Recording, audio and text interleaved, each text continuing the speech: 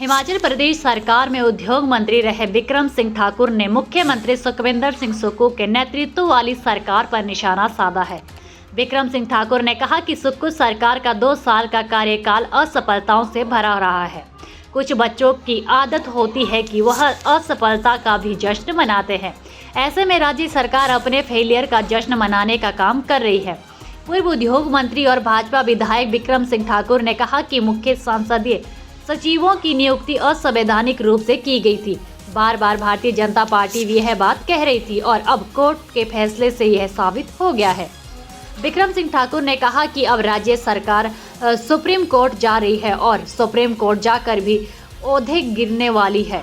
बिक्रम सिंह ने कहा कि मुख्यमंत्री को यह बताना चाहिए कि मुख्य संसदीय सचिवों की कुर्सी बचाने पर कितनी धनराशि खर्च की गई है। सरकार पर अब कोई संकट है या कोई सियासी भूचाल हिमाचल प्रदेश में आ सकता है? हिमाचल प्रदेश में कांग्रेस की सरकार ने आदरणीय श्री सुखविंदर सिंह सुक्खू जी ने पहले ही दिन से बहुत बड़ी गलती की थी कि अपनी सरकार के अंदर चीफ पार्लियामेंट्री सेक्रेटरी बनाए गए, जो कि सरासर गलत थे।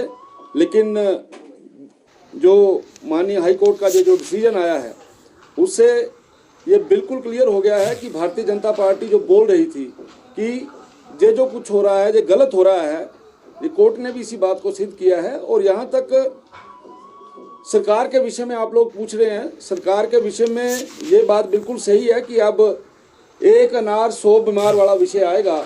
हर कोई मंत्री बनना चाहता है। अब किस प्रकार से आदरणीय सुखविंदर सिंह सुक्खू जी इसको टैकल करते हैं, अब ये तो वही जानते हैं।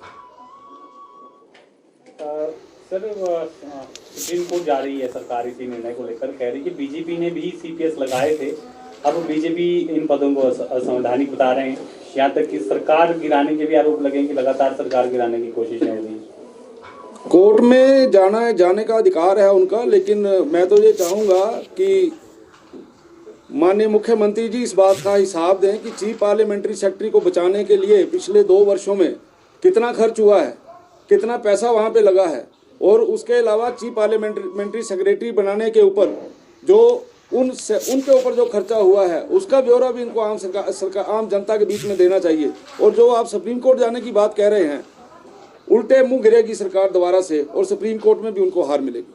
एक और फैसला आया है हाई कोर्ट का, जो हिमाचल भवन है दिल्ली में, उसको नीलाम करने के आदेश दे दिए हैं। एक बिजली प्रोजेक्ट लगा रही थी कंपनी, उसका जो अपफ्रंट मनी है वो जमा नहीं किया गया और अब जो है नीलामी के आदेश हुए हैं। इसको किस तरह से देख रहे हैं आप? हिमाचल प्रदेश की सरकार पे पिछले 2 वर्षों से जहां भी आप नज़र दौड़ाएंगे आपको ये लगेगा कि हिमाचल प्रदेश की सरकार ने किसी भी प्रकार का कोई अच्छा काम नहीं किया है।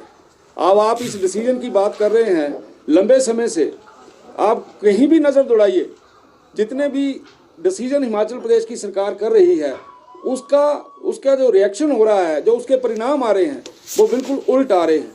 अभी गारंटियों को लेकर हरियाणा में सुखविंदर सिंह सुक्खू जी गए, वहाँ पे हरियाणा में इनकी हार हुई। महाराष्ट्र के अंदर इन्होंने वहाँ झूठ बोला है कि मैं 18 वर्ष से ऊपर की कोई भी कन्या, कोई भी महिला, और एक परिवार में अगर 5 है तो मैं 18 साल से ऊपर वाले को 1500 रुपया दे रहा हूँ। सरासर झूठ बोला है। इसी तरीके से जो आपने विषय लिया है, इस विषय पे भी मैं ये कहूँगा कि टॉयलेट वाला विषय ले लीजिए, अभी नलकों के मीटरों का पैसे वाला विषय ले लीजिए।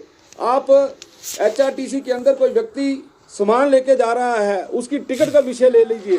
पिछले लंबे समय से कोई भी निर्णय ठीक नहीं हुआ। ये निर्णय जो आप बोल रहे हैं, इस निर्णय के कारण से भी हिमाचल प्रदेश की फजीयत हो रही है। तो कह रहे हैं कि आप फजीयत करवा रहे हैं देश भर में, बीजेपी बदनाम कर नहीं, देश भर में अगर आप समोसा ना मिलने के ऊपर इन्वेस्टिगेशन करेंगे, CID बिठाएंगे तो हर कोई आपका मजाक करेगा ही। और ये केवल और केवल हिमाचल की बात नहीं है, राष्ट्रीय और अंतर्राष्ट्रीय लेवल के ऊपर ये बात आई है कि किस प्रदेश का मुख्यमंत्री, कौन ऐसा मुख्यमंत्री है जिसको समोसा ना मिलने के ऊपर इतना बड़ा जो है उसने जो इन्वेस्टिगेशन जो करवाई है। इसलिए वो अपनी फजीयत खुद करवा रहे हैं। अभी मैंने आपको बोला कि ये टॉयलेट के ऊपर जो आपका ये आया था कि उसके ऊपर टॉयलेट टैक्स लगेगा, आपको नोटिफिकेशन आप लोगों के हाथ में है, नोटिफिकेशन हुई, उसके बाद उसको डी नोटिफाई किया गया।